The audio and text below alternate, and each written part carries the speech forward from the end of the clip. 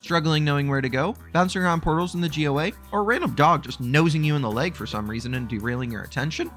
Well, today I'm going to aim to fix some of those issues. Ladies and gentlemen, my name is Darkness Mist, and I'm here to guide you through the basics of early routing in KH2 Rando.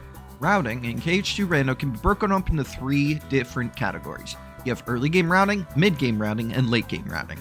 For this video, we're simply going to focus on early game routing, but a lot of the tips that I'm going to provide are going to be useful in mid and late game routing as well. Now, I can talk about how to route all day long, but it's better to just show you how I choose to route, why I choose to make the decisions I make, and the way that I choose to go about things, so you can help learn from that process. The first thing that we're going to address if we're talking about routing is we need to understand our tracker. On the top half of your tracker, you have a bunch of different worlds, and on the bottom half, you have a bunch of different checks. What checks I get in what worlds are going to help determine how I choose to go about my seed. To begin, we're going to start off with the basic premise that I have access to all first visit worlds, and I'm going to simply do what I usually do, perform my shotguns. Since I am playing on beginner, I choose to enter Beast Castle and Agrabah first to immediately get the death abuses out of the way. Now, I don't stay in the worlds after the death abuses to pick up the checks. Instead, I just move to the other world to make sure I get the death abuse done. This is because on beginner, any health increase I get will slow down the death abuse time, so I just prefer to immediately clear them out of the way. From here, I like to perform a counterclockwise rotation to minimize the amount of time I'm spending in the GOA while picking up my shotgun chests. I opt to skip over Twilight Town in my shotgun process because the movement that I can get from other worlds that are smaller can help speed up my Twilight Town movement significantly. Combine that with the fact that I found a Light and Darkness in Beast Castle, I'm considering, hey, if I get Final Form or I get another form, I can go into Final Form and make my Twilight Town visit that much more efficient without having to leave and come back to do the station fight. Looking at the tracker now, I've just completed Disney Castle and I'm about 10 minutes into the seed. This is where I typically want to start making decisions about how I want to go about the rest of my seed. I notice I have a reflect and a magnet, as well as second shins, so I can push some harder content if I want. I also picked up limit form, so STT and the Bailey fight have now just become a little bit faster. Although I might choose to avoid STT for a little while, just in case I find some other movement to help speed it up. At this point, I haven't deviated from finishing my shotguns. I'm going to head over to Pride Lands and then into Agrabah afterwards, and then I will go into Hollow Bastion just to complete the whole cycle and make sure that all my shotguns are done. But I'm already starting to pre-plan what my next steps might be as I'm going through and picking up the chests. Looking at my tracker now, Pride Lands netted me a significant amount of items. I also got a hint from doing the mouse push in Disney Castle, which might help inform my decisions of where I want to go next. I see a Thunder and I have a decent magic stat, so maybe PR is coming on the board. I also got a second membership card, so maybe I will do Bailey and then choose to go back in to do an extended shotgun and get a couple extra chests in Hollow Bastion. Regarding Twilight Town, I know that there's a report there, another ice cream, and a magnet, all of which are incredibly useful, as well as some second visit unlocks. I know that report is going to be at the end of the first visit, so this might incentivize me to actually push all the way up the tower if I don't find it immediately. Having Magnera would also speed up other worlds such as LOD or OC, so it's worth it, in my mind, to push a little further for the chance of finding that and getting the extra information that I might net out of it. For now, I'm just going to do my Hollow Bastion push and see what I net out of it. Now this is where something interesting happened. Hollow Bastion actually died at the Bailey fight, and I got a lot of information from the report that I gained at the end of it. Pride Lands only has an identity disc and a report left in it, so it kind of sways me away from going there in the future unless I really need to get into SP2. Hollow Bastion is complete, so that means that my plan of going into Hollow Bastion 2 to get those extra checks is now null and void, and instead I'm just going to opt to head over to Twilight Town and take advantage of the final form that I have. Now it's as I'm nearing the end of my shotguns that I really start considering where I want to go after I completed them. I already planned out that I was going to do the station fight in Twilight Town, but I already want to start planning where I want to go after the Twilight Town fight. I could opt to continue Twilight Town if I don't get the report and find more information.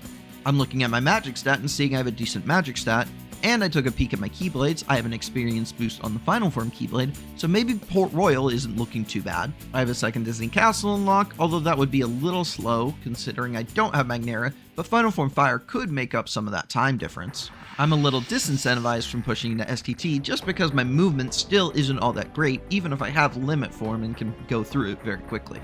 I also know that BC1 tends to be pretty short and is pretty easy to get through, so it's another really good option that I'm going to consider as I'm working my way through Twilight Town. Since my goal is to find my 3 proofs and my Promise Charm, I'm going to look for what can get me the most information and what can I do the most efficiently. Because of these things, I'm looking primarily at BC and Port Royal. While OC is a nice option, that Hades escape can be kind of painful, and without a Magnera or any good combo finishers, it's gonna take a little bit to get through there. LOD, I don't have Magnera or a Wisdom Form, so there's no real good way to take advantage of it and get through that. My strength isn't good enough in DC, so I would be a little slow if I ran out of my forms or I ran out of MP because I haven't found any good money or items to use. STT is still just a little slow because of movement, and I don't have any pages to follow up at 100 Acre either. The rest of Agrabah wouldn't be bad, but there's not a lot of checks there, so I'm not really inclined to go seek it out.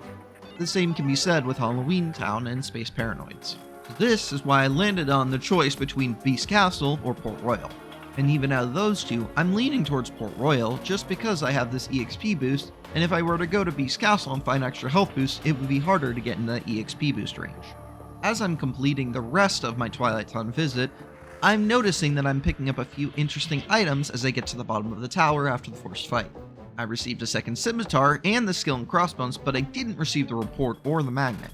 Now, because I know the settings, I know the report has to be at the first visit, and I value that information, so I think I'm going to end up pushing to the top of the tower to get that report. However, that skill and crossbones almost completely seals the deal for me going to Port Royal, now that I have access to a second visit, and I'm committing already to getting an EXP boost from the pirate fights. My magic set was already high enough to be one-shotting pirates in the first visit, and with Final Form I know that I'm going to be above the floor for when I go into PR2. Combine that with the fact I just found a money pouch, all of a sudden ethers don't become a problem either, so I can spam magic as much as I want.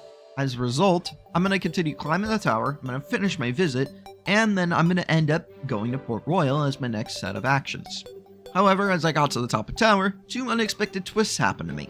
The first is that I got a hint for STT, and it shows the Promise Charm is there, meaning I'm going to have to go there if I want to complete my seed.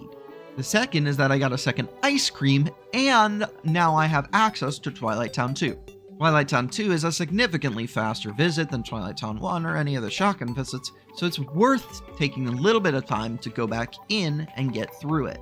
Combine that with the fact I can find the second chance or the magnet, and I can get the EXP boost off of the forced fight there, it makes going into Twilight Town 2 here very, very appetizing before I continue my route.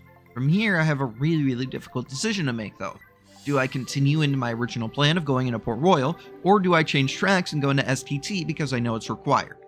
The decision I make is to end up going into Port Royal and continuing into there, just because I still value that EXP and I don't want to get my health up, and I'm still searching for 3 other proofs anyway, so putting off STT a little longer isn't going to hurt me too much. Beyond this, I might find a glide or another aerial dodge, and that would make my STT movement significantly faster. And this is just one way that you can choose to route a seed.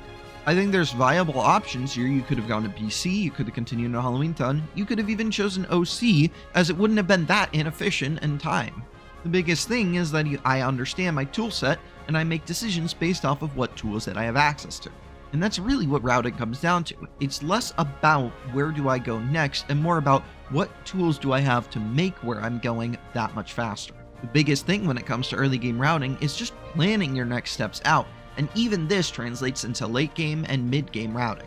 Constantly throughout the course of a KH2 Rando seed, I'm thinking about where do I want to go next? What's my next step? How do I want to do this? Because every time I end up back in the GOA, I want to have a plan of exactly what world to go to. It doesn't mean I'm always right. Rando be rando.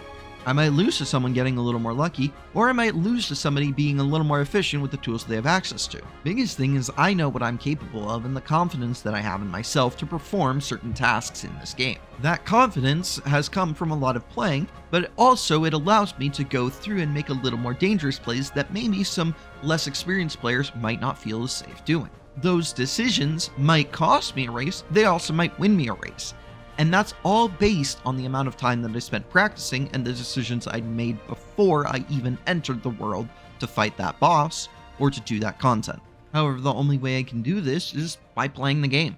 See, I can talk about routing all day long, but if I don't have the confidence to make some risky plays, it's gonna get me bitten and I'm gonna lose some races. So the best thing to do is just practice. A lot of these skills and fundamentals just come with time and knowing your limits as a player. For instance, my movement might not be as crisp when getting through rooms, but I know that my fight mechanics might be better than some of the other players. For that reason, I might go into a seed focusing on how to move through rooms efficiently just for the practice, but in a race, I'm really gonna double down on my fight efficiency. So while this guide can serve as a great baseline for how to do some early game routing and even start thinking of how to do mid and late game routing, ultimately, the best way you can learn how to do this is just go and play the game. Learning how to do shotguns, learning how to do fights with certain tools, being more and more efficient with those fights. All of this will help build your confidence as a player and help you ultimately net faster and faster times over a long period of time. With that all being said, I hope you enjoyed learning about the basics of early routing and the process of going through it. Make sure to like and subscribe for 2 new videos each week. And with that all being said, I hope you have a wonderful afternoon, morning, or evening, depending on where you're at, and I will see you all next time. Bye-bye!